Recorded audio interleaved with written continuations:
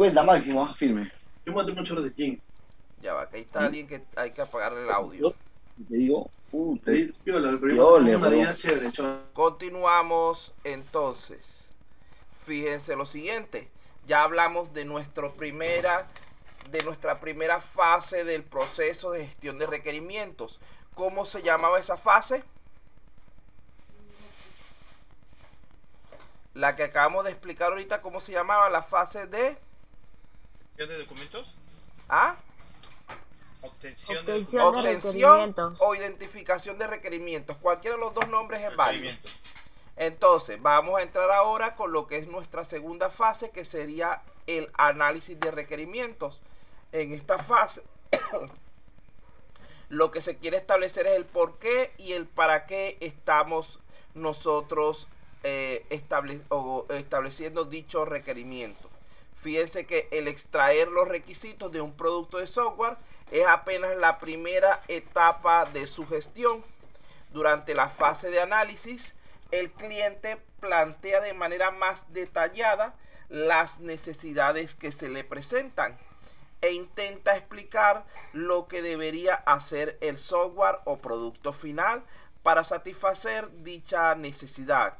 Mientras que, por otro lado, el desarrollador actúa como interrogador, es decir, como una persona que resuelve problemas. Fíjense que con este análisis, el ingeniero de sistemas puede elegir la función que debe realizar el software y establecer o indicar cuál es la interfaz más adecuada para ello. El análisis de requisitos puede parecer una tarea sencilla, pero no lo es, debido a que muchas veces los clientes piensan que saben todo lo que el software necesita para su funcionamiento. Sin embargo, se requiere de gran habilidad y experiencia de parte de algún especialista para reconocer lo que son requerimientos incompletos, ambiguos o contradictorios. Estos requisitos se determinan tomando en cuenta las necesidades del usuario final, introduciendo técnicas que nos permitan mejorar la calidad de los sistemas sobre los que se trabaja. El resultado de este análisis de requisitos con el cliente se plasma en el documento de especificación de requerimientos, cuya estructura puede venir definida por diversos estándares dependiendo del caso con el que estemos trabajando, tales como el CMMI o modelo de madurez. Asimismo, se define un diagrama entidad-relación en el que se plasman los principales componentes que participarán en la base de datos del sistema. Entonces vean que ya estamos el para qué, para quién. Vamos entonces con la parte de especificación de los requerimientos. Esta etapa describe el comportamiento esperado del software una vez desarrollado. Gran parte del éxito del proyecto radicará en la identificación correcta de las necesidades del negocio, así como en la interacción con los usuarios para la recolección, clasificación, priorización y especificación de los requerimientos. Existen diversas técnicas para lo que es la generación de o la extensión de la información para generar las especificaciones. Entre ellas tenemos en primer lugar lo que es los casos de uso, que es un método gráfico bastante riguroso y formal perteneciente a la metodología UML del sistema RUP, la cual nos permite poder gestionar los requerimientos de manera visual.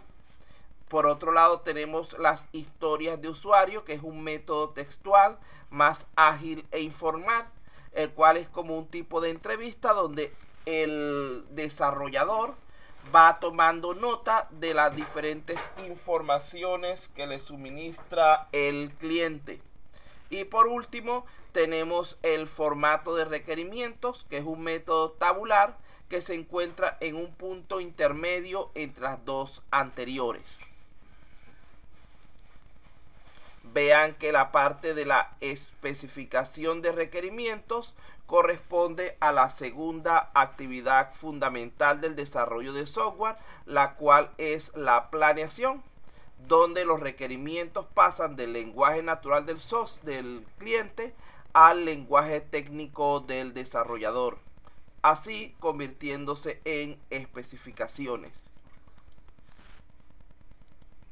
Ahora vamos a ver aquí. Para ustedes, ¿qué es una especificación?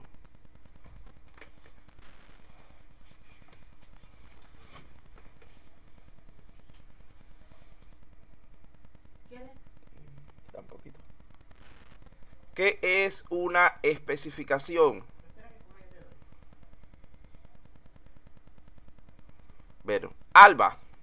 Por favor, señor Alba. Ajá. Le falta un pedacito a la del señor Raúl. Un poquitico más y está completa. Señor Alba, por favor recuerde de colocar su nombre de manera correcta. Ya a partir de la próxima clase, quien no coloque apellidos y nombres va a ser sacado de la sala para que arregle su identificación. Dígame que es para usted una especificación. Lo cambio ahorita, profesor, disculpe. Ah, pero conteste primero. Sí, disculpe, ahorita lo cambio. Primero contésteme que es una especificación.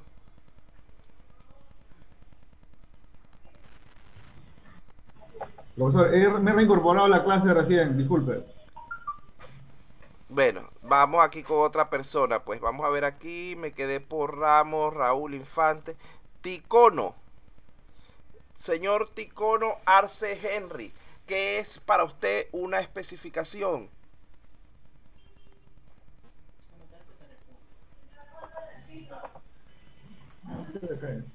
Profe, es Tinoco. Tinoco. Tinoco, perdón, disculpe. Especificación es lo que el cliente quiere que haga su software. Ajá, pero le falta la otra mitad. Realmente la especificación, para aclarárselo, es la representación técnica o analítica del requerimiento. Lo que el cliente quiere exactamente es el requerimiento, pero para nosotros programar no nos sirve el requerimiento porque es demasiado vago, demasiado impreciso. Nosotros, para poder aprovecharlo, lo convertimos en una especificación en lenguaje técnico. Por lo tanto, la especificación es eso, la representación analítica o técnica de un requerimiento.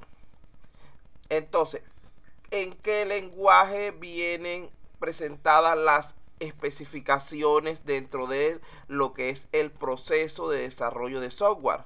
¿Alguien voluntariamente?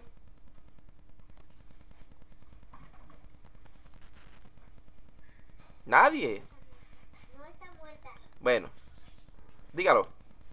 ¿Lenguaje técnico? En el lenguaje técnico, porque recuerden que las especificaciones corresponden a lo que es el desarrollador y el desarrollador trabaja en lenguaje técnico.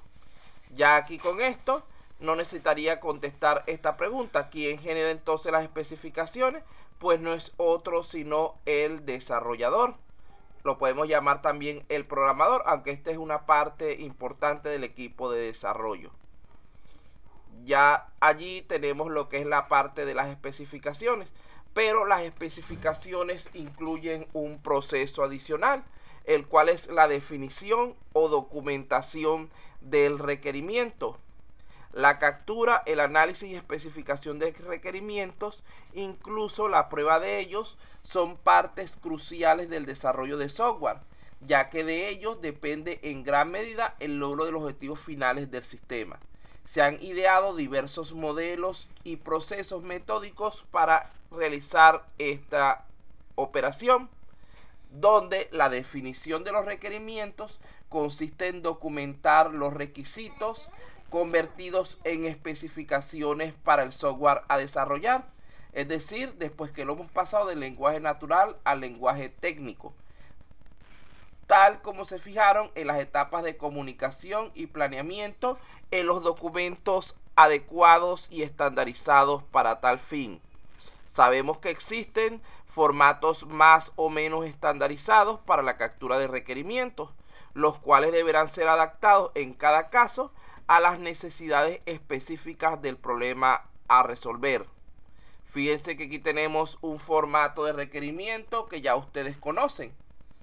ustedes trabajaron con eso lo introdujimos en el mes pasado, en la unidad pasada. Se recuerda, vamos a recordar cómo se llenaba esto. El código del proyecto para nuestro caso particular va a ser el número de grupo que se les asignó. Las personas que no tienen grupo sería grupo 0, los demás el grupo que tienen establecido. Nombre de nuestro proyecto, si no me equivoco, estamos trabajando con un colegio web. Colegio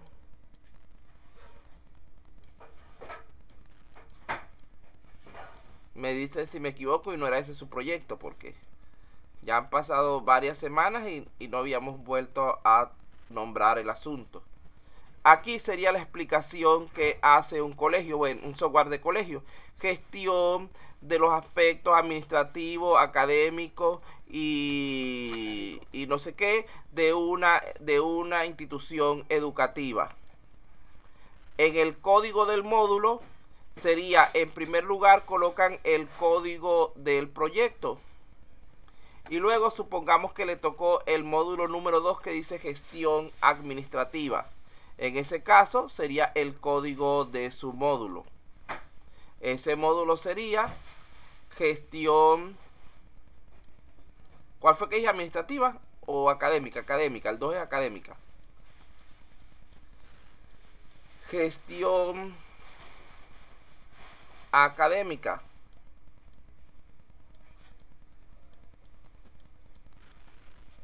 Y aquí explican en pocas palabras qué es lo que hace: encargado de lo que es el procesamiento de notas, conducta, horarios, cursos, no sé qué, dentro de la institución educativa. El código del requerimiento, nuevamente deben colocar en primer lugar lo que es el código de su proyecto, luego el código de su módulo y seguidamente el código de su requerimiento. Si es el primer requerimiento que hacen, allí está, sería el número 1. El nombre del requisito, supongamos que en su caso ustedes decidan enfocarse, por ejemplo, dentro del módulo académico, en lo que es evaluaciones. Entonces, evaluaciones.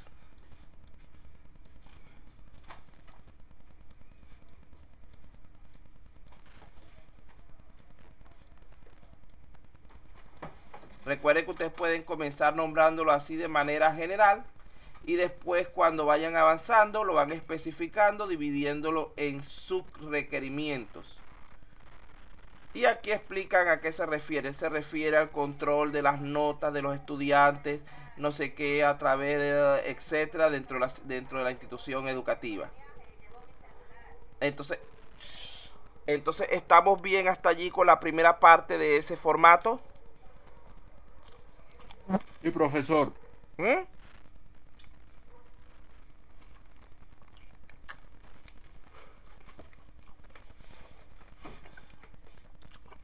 Seguimos entonces. Vamos a borrar esto. Y pasamos a la segunda parte. Vean que esto es en sí la obtención del requerimiento. No estamos explicando cómo funciona ni para qué sirve, sino nada más estamos haciendo aquí un listado.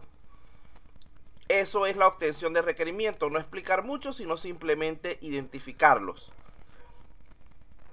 En segundo lugar, pasamos a la siguiente pantalla, en la cual tenemos la parte de análisis y la parte de especificación del requerimiento. En la parte de análisis, lo primero que debemos definir es que si ese requerimiento que estamos estudiando es de tipo funcional o no funcional. La gestión de las notas dentro de un colegio, ¿será un requerimiento funcional o no funcional?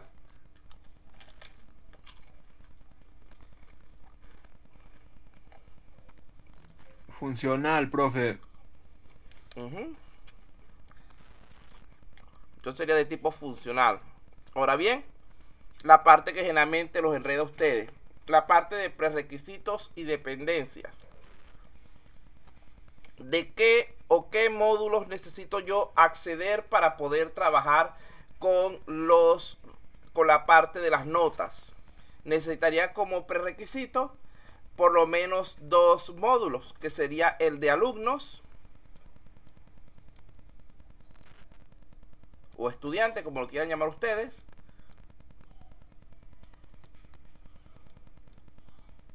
Y el de cursos. Los voy a colocar, van a poner uno abajo del otro y después lo borro. Y el de cursos. Serían, estoy hablando ahorita, no voy a hablar de dependencias todavía, sino de requisitos.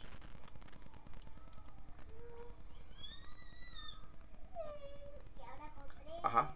Y el de cursos. ¿Por qué? Porque el alumno tiene una nota correspondiente a un curso específico.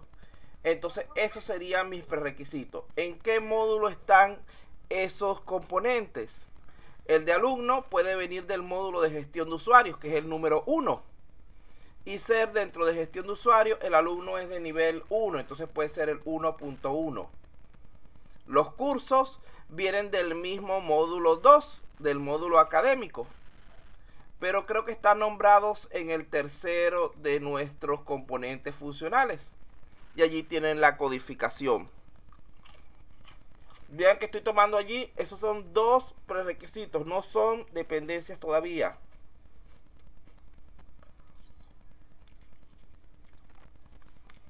Entonces, si lo vemos luego como dependencias, podría ser como entre nuestras dependencias. Vamos a borrar esto que está aquí. Podría ser, no está relacionado mayormente con lo que es la parte, ya no estamos trabajando con prerequisitos, sino con dependencias. Por ejemplo, podría ser la parte de la impresión de la boleta. Esa impresión de la boleta va a depender de lo que es el mismo módulo número 2 de nuestro primer componente. Entonces puede ser aquí boleta de notas. También estas evaluaciones pueden influir sobre lo que es la parte de becas y descuentos. Becas. Por lo tanto, un prerequisito para tú dar la beca al muchacho es revisar primero las notas. Y la parte de becas pertenece a lo que es nuestro tercer módulo, el tercer componente. Vean que le estoy colocando una codificación sencillita, simplemente por las numeraciones que ya yo les di en lo que es la descripción de su problema.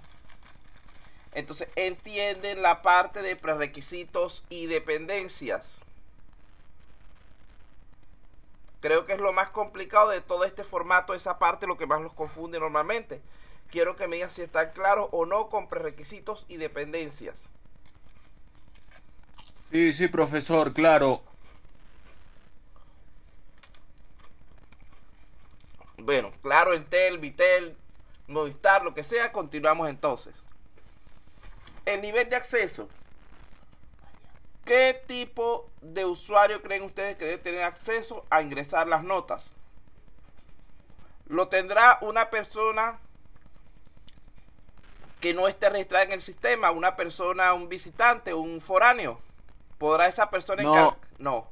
¿Lo podrá hacer el alumno?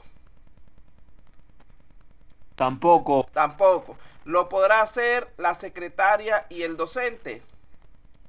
Sí, profesor. Sí, entonces en este caso nuestro nivel de acceso mínimo es el nivel táctico, que es donde se encuentran esos dos individuos. Recordando que las personas de nivel inferior a ese no pueden realizar la operación, pero las personas de nivel superior sí. Es decir, una función de nivel 2, las personas de nivel 3 están habilitadas también para realizarla. Este es el nivel mínimo, tienes que tener ese nivel o más. En la categoría se refiere a la parte de viabilidad. Este será un requisito para nuestro sistema de tipo obligatorio, recomendado u opcional.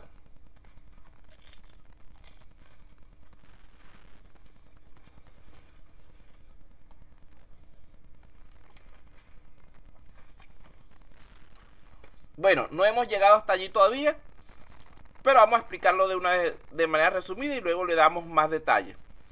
Un requisito obligatorio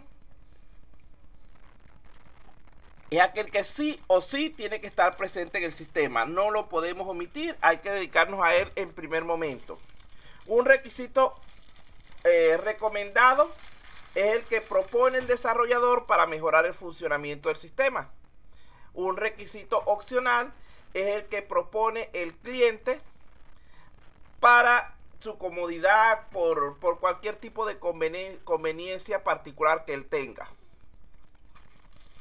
Entonces, lo que es la gestión de notas, ¿qué tipo de requerimiento, qué categoría de requerimiento será? Obligatorio, recomendado u opcional dentro de un colegio. Obligatorio. Obligatorio, porque si no tienen gestión de notas no sirven. Tiene que estar presente sí o sí. En cuanto a la prioridad, esa la determinamos con el cliente, pero en nuestro caso la gestión de notas debería ser de prioridad alta, porque es parte del funcionamiento básico del negocio. Ya con esto hemos completado el análisis de nuestro requerimiento. Con esta información y la anterior, procedemos a construir la especificación. En el caso de la especificación, tenemos que ver en primer lugar cuáles son las variables de entrada que necesitamos. Necesitamos por lo mínimo el ID del alumno,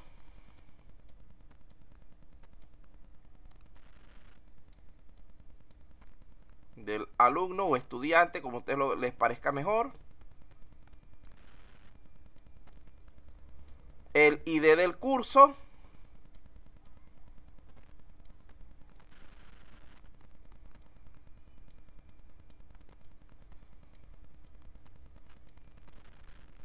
Y la nota. Es lo mínimo que necesitamos para la gestión de notas. Esos son los 3 valores mínimos de entrada. Porque al cargar el ID del alumno, se nos vienen sus datos personales. Al cargar el ID del curso, se nos vienen los datos propios del curso de identificación. Y ya con la nota relacionamos ambos valores.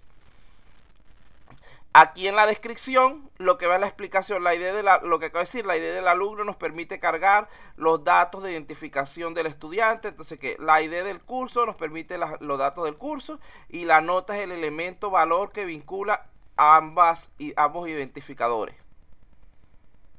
Bien, hasta aquí.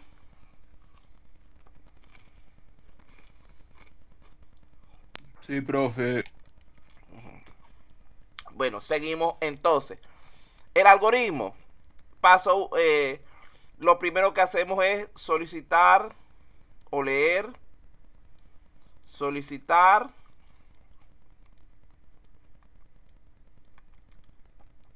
No, vamos a cambiarla aquí ya. Vamos a borrar aquí un momentico porque vamos a empezar en esta misma. Lo primero que tenemos que hacernos para poder gestionar lo que es la parte de alumno es loguearnos nosotros.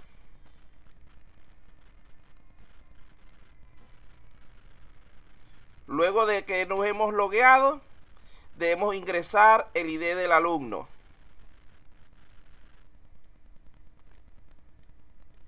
Luego el ID del curso. Claro, ustedes lo tienen que redactar como un pseudocódigo, como un algoritmo, pero aquí como por cuestiones de espacio lo estoy colocando resumido. ID del curso. Luego, si todo esto se valida, ingresamos la nota.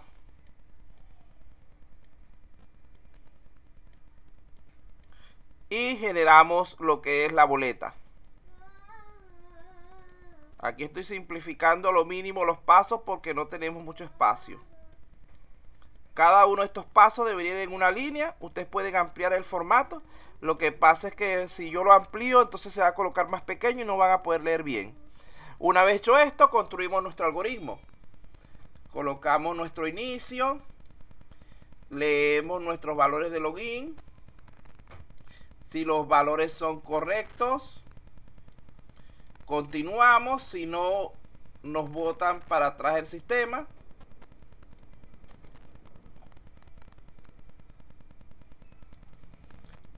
Leemos el ID del alumno. Si lo encontramos, podemos continuar. Si no, tenemos que preguntar para que nos lo vuelvan a dar. Leemos el ID del curso. Nuevamente verificamos que el curso exista en nuestra base de datos. Si el curso existe, ingresamos la nota. Y finalmente generamos la boleta. Y ya con eso termina nuestro proceso. Aquí lo estoy pintando sumamente sencillo. Ustedes deberían hacer un dibujo mejor hecho con cualquier herramienta y lo pegan allí en ese espacio de su formato. Bien con esta parte de los procesos.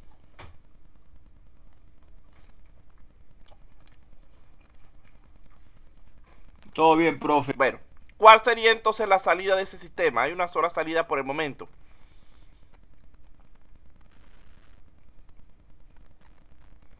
¿Cuál sería la salida?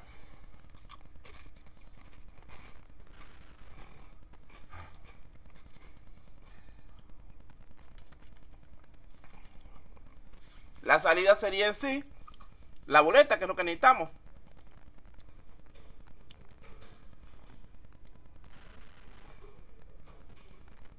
O en caso de problemas hay un segundo tipo de salida, que es un mensaje de error.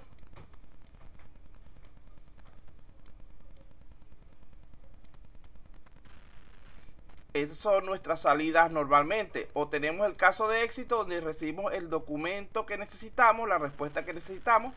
O tenemos el caso de fracaso, donde recibimos un mensaje de error.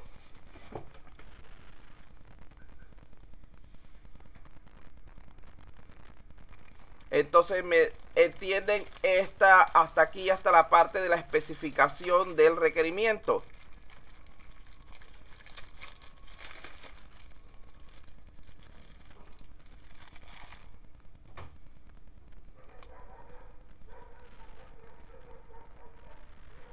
Ok, me dicen que ok nada más, vamos a continuar.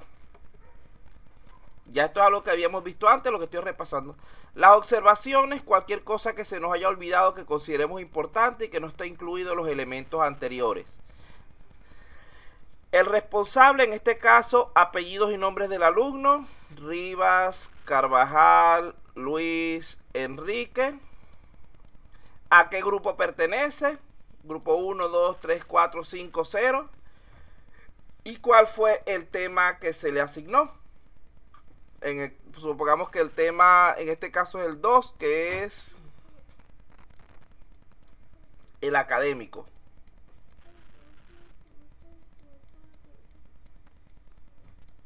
Y con eso completamos nuestro formato de manera sencilla.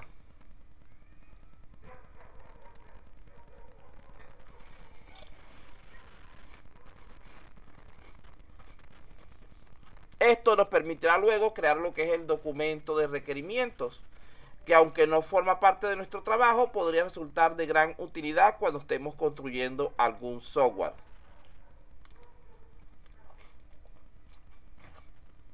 Vean que ese documento de requerimientos, ya ustedes lo hicieron en lo que es ingeniería de requerimientos. Es bastante largo y detallado. Esta actividad ya yo se la había asignado anteriormente. Vamos a reducirla para lo que es, voy a procurar, es la misma que van a entregar, pero vamos a reducirla. Van a presentar solamente en forma de imagen en el examen.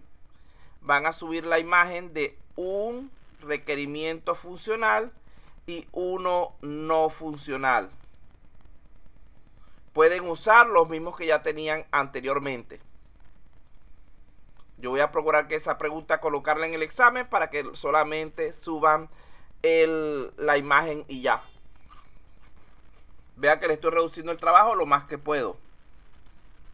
Continuamos entonces. Vamos con la parte 4, la de administración de requerimientos. Está vinculada con lo que es el seguimiento y control de este elemento. Vean que la persona encargada del funcionamiento del sistema necesita que se produzca la gestión automatizada de los siguientes procesos relacionados con requerimientos. En primer lugar, del almacenamiento, es decir, de que estén guardados en forma que puedan ser accedidos correctamente En segundo lugar, lo que es la administración de cambios, que es lo que estamos planteando en este momento. Y en tercer lugar, lo que es el rastreo o seguimiento. Una de las principales causas para el fracaso de un proceso, como dijimos antes, es la mala o ausente administración de los requerimientos. Porque creemos que simplemente con enumerarlos, con listarlos, ya tenemos resuelto todo. No, pero hay que estar pendiente de que se vayan desarrollando tal como deberían hacerse.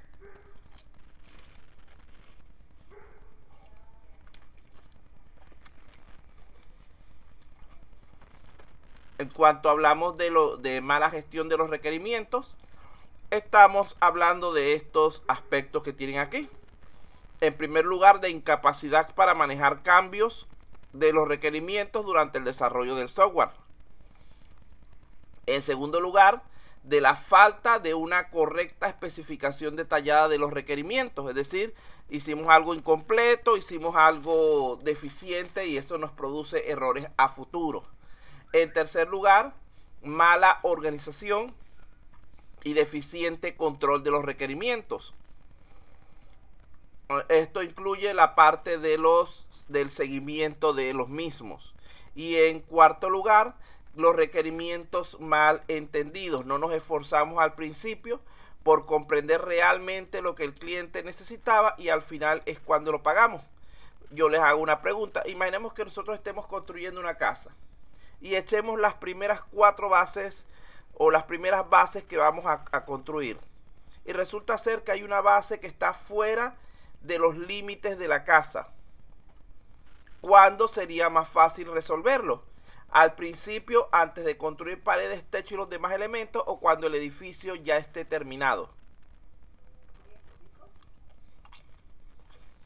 Al principio, porque al final podría requerir de ciertos procesos.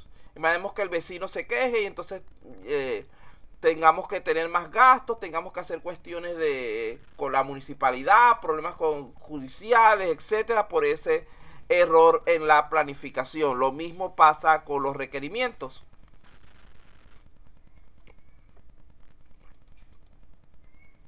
Entonces, como podemos ver, la administración de los requerimientos incluye una serie de elementos o actividades relacionadas con la clasificación, la definición, la asignación, el seguimiento y control de este elemento durante lo que es todo el ciclo de vida del desarrollo del software.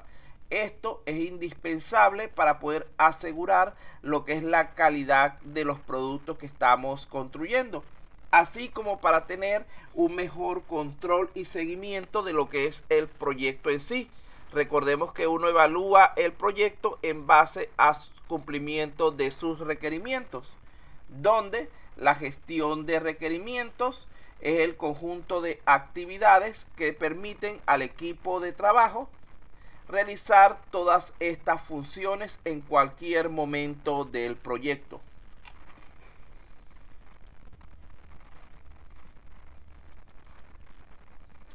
Es decir, consiste en administrar de forma óptima los cambios en los requerimientos, sus relaciones y a través de la especificación de estos nuevamente y la corrección, la modificación de los documentos producidos durante el desarrollo del software para asegurar su consistencia entre los requisitos que tenemos y el sistema que realmente estamos construyendo.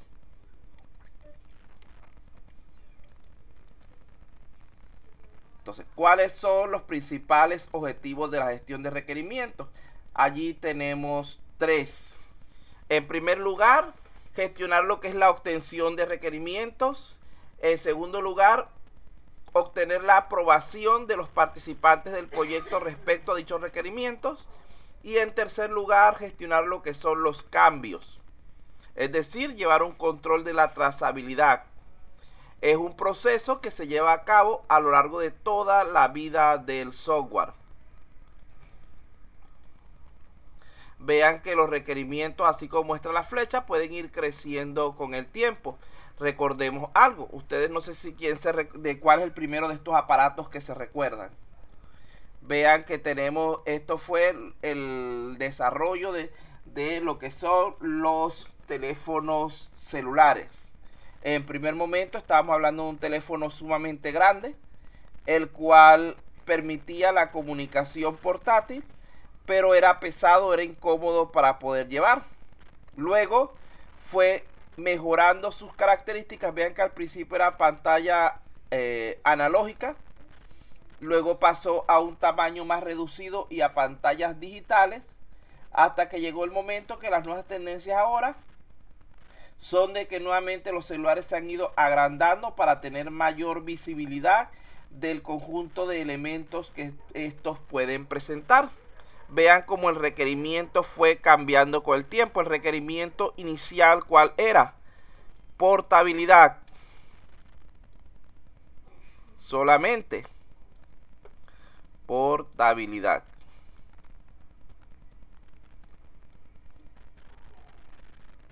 Luego fueron surgiendo nuevos requisitos, tales como lo que es la apariencia,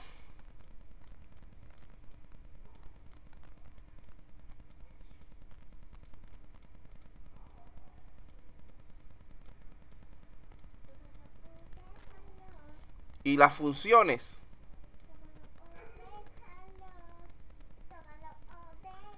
Actualmente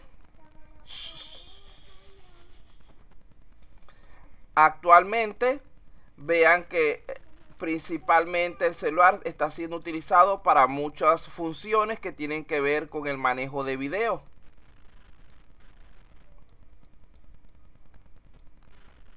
Antes era solamente manejo de comunicación por voz y texto, y esto ha hecho que entre los requerimientos ya la portabilidad se haya...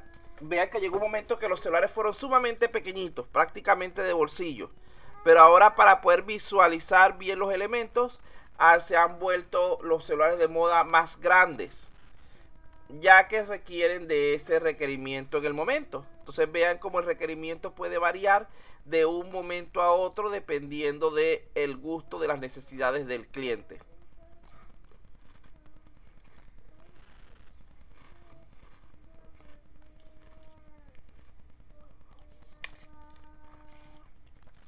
Estos cambios en lo que es desarrollo de software siempre deben controlarse y documentarse adecuadamente. Es decir, hay que convivir con ellos, y por ello la gestión de cambios es esencial para su manejo.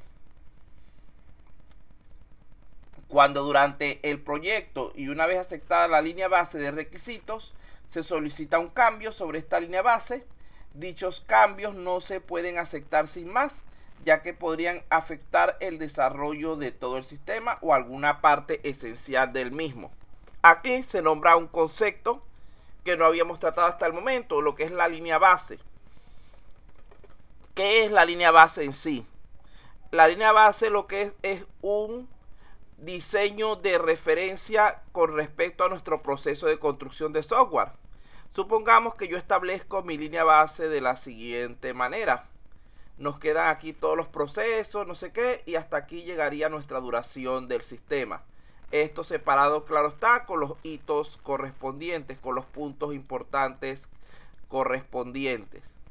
Resulta ser que esta línea de base es fija durante todo el proceso de desarrollo, pero a medida que yo voy realizando mi desarrollo en la realidad, puede que hay cosas que no se cumplan, que por ejemplo nos atrasemos en este elemento, nos adelantemos aquí nos volvamos a atrasar, y al final el proyecto termine aquí.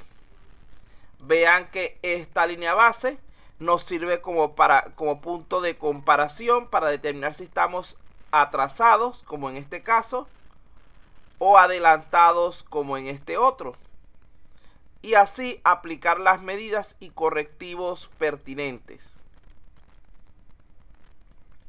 Aquí tenemos un diagrama que representa el proceso de administración de un requerimiento en específico, y aquí tenemos las actividades generales del proceso de cambio en los requerimientos.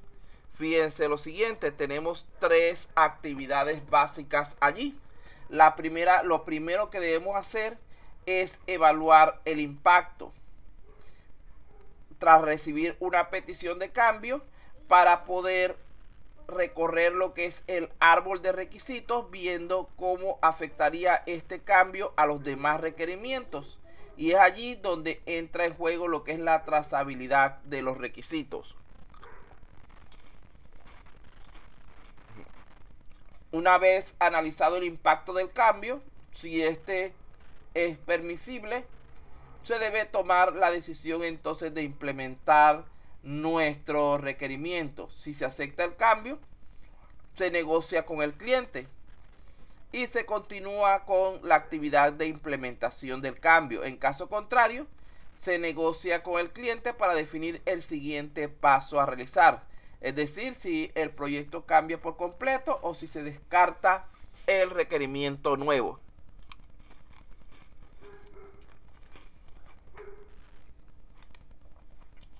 Recordemos que un cambio en el software, en los requerimientos, puede implicar por lo general una variación del costo o del tiempo. Y no todo cliente está dispuesto a aceptar dicha variación. Entonces se puede jugar cambiando otros elementos para poder ajustar que se cumplan los requerimientos sin echar por tierra todo el proyecto. Por último, una vez que se acepte el cambio, hay que reflejar esa nueva versión en todos los productos que resulten afectados. Si el cambio es mínimo, algunos productos puede que no haya que modificarlos. Pero si el cambio es de gran impacto, lo más probable es que tengamos que alterar, que actualizar todo nuestro proyecto. Y a partir de allí se genera una nueva línea de base para tenerla como nuevo punto de referencia. Aquí entramos en lo que es la trazabilidad. Vamos